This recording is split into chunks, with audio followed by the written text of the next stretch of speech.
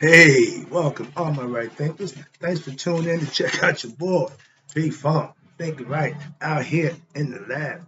Early morning, like it, doing what I do for you. I got a good one for you today. Hope you enjoy it. Let's go. Writism, 25 rules to live by storytelling. Story with a message, message and story for life. I give life lessons. You tune in and receiving because the numbers saying that's what you're doing. I appreciate you. Let's rock. Right Thinkers mission, and I'm on it, is to enlighten, inspire, educate, and motivate you, the individual, to a higher spiritual level of enlightenment. That's my word, spiritual. Let's understand it. Right Thinkers way of life through mental and spiritual discipline daily will help and guide you to obtain your goal of spiritual enlightenment, aka know thyself. That's my mission for all my right thinkers to do just that. Know themselves. My job is to instruct you on how to do that because I've already done it. So let's go. Know thyself is the goal for all right thinkers. A person who knows not and knows not that they know not is foolish. Definitely not a right thinker. Disregard them. A person who knows not and knows that they know not, potential right thinker. They're simple. Teach them. That's why I do what I do for you. I got you. Stay tuned. Now, this is my issue. A person who knows not and believe that they know is annoying, religious, and dangerous. Avoid them. I do.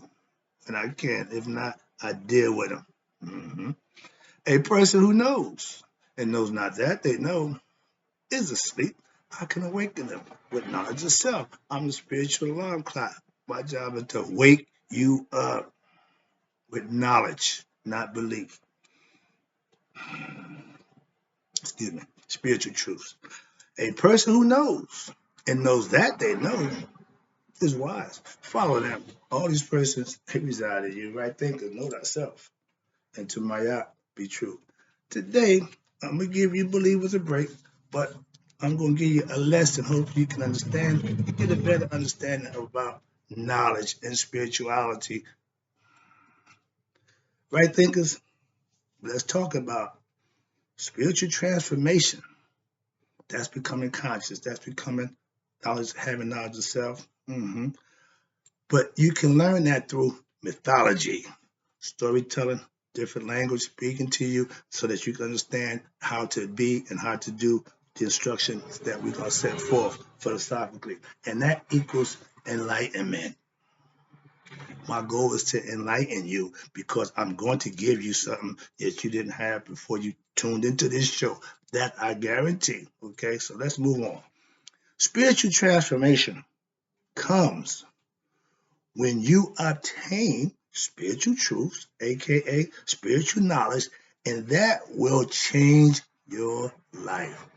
I'm trying to maintain and be cool because this I'm animated about this and I'm serious about this. So I want to get the point across without seeming hostile or no, just to teach a concept that I know work. Spiritual discipline, spiritual truths need to be understood as not just merely a change of a specific behavior or pattern or a change of feelings based on a temporary circumstances. That means you get a little information, you think you learned something, you think you got something, and you off to the races thinking you got something when really you need to learn, understand, and live it. Then you got something. A thief will grab and run, snatch and grab, whatever. But why run? Obtain knowledge and be like Willie Mays with 4 balls. Walk proud. You got to get that little joke in there. All right. Now, well, watch this. But now you have a complete change. When you become spiritually enlightened, you will have a complete change or reorientation of what? Your thinking process psychological of your individual thought process. And if it's done correctly, watch this. This reorientation will be a permanent one, aka self-improvement in in your behavior and a genuine metamorphosis will happen. And that's the caterpillar example. You change from a caterpillar to a butterfly. That's spiritual enlightenment at its best. I can describe it. That's the best way to show you. When you got a person who you know, and you ain't seen them for a while, then you see them again, and that person have changed and blossomed into themselves, butterfly, so to speak, and you're like, wow, you changed. And the person who changed look at you and say, well, we're supposed to get with the movement. So now that metamorphosis is at the innermost level of your mind. Your consciousness has been raised. Now you don't have to live on a belief system. You can live in a gnosis zone, meaning to know. You want to know God. I keep expressing that one. Keep pounding into your head. You don't want to believe in God. You want to know God. And if you think the Bible will get you to God, it's not geared for that. Moving on. Most people think that mythology is lies, stories, fiction, illusions. No, and fantasies. But mythology, watch this, can be best understood as a language because it's giving you a story. I'm a storyteller. I give you information in the story. The story have a message. Got that from the Greeks. They got it from us. I didn't know when I was getting it from them. That's where they got it from. So I got that already built in. When I came to find out that who they got it from, it's a perfect fit for me. So understand that. Yes, but it's what? A unique kind of language spoken where you have to pay attention to the lesson, learn it, reflect on it, meditate it, and then manifest it for yourself. That's how truth proves itself. Now, mythology, if well understood, makes it possible to gain understanding, aka mysticism, when you have that experience from for yourself, when you and your higher self make that connection, heart, mind, coherence, waking up, knee highs, Christhood, anointment, whatever it is, when you have that, it's a unique experience, unique experience that would only every individual for themselves can have. I can't give you my experience and I can't experience yours. But it's free for all. It ain't said, well, I'm just, no, everybody has a chance. Watch this. Now, mysticism is the message of being a message that's imparted through language of mythology, allegories, okay, to prove a point. The esoteric teachings is based on mythological teachings. Watch this. Mysticism is a form, again, of spiritual discipline for attaining what? A union with the divine. When you do yoga, when I meditate every day, and I do that, I pray first. I talk. And when I meditate, I listen. I spend more time listening than I ever do talking. I keep it short and sweet. If you know my heart, you know in my mind, you know what I feel like, you know what I'm thinking. So we ain't got to go through that. Now, your turn. I go into meditation mode and I get downloaded information because if your third eye is open, if your pineal gland is touched by the crystals, the CRS, the cerebral spinal fluid, then you are an awake being. You know you got information coming to you directly from your 90% that we don't know about. That's the Akashic records. That's your divine knowledge, where if you tap into it, it's available, but you have to do something to get to it. Like anything else, you got to work on it. Open that third eye. That's my calling card. Sorry about that. Get back. Now, but if you practice right thinking through daily practice, watch this, of deep meditation daily, and more important, righteous living. That's the caveat to most believers of the Bible. They ain't doing the right living part. They talking it, but they're not walking it. So those who walk it, I got nothing but respect. But those who talking it don't, I got none for you. So understand that I will blow your doors off every chance I get.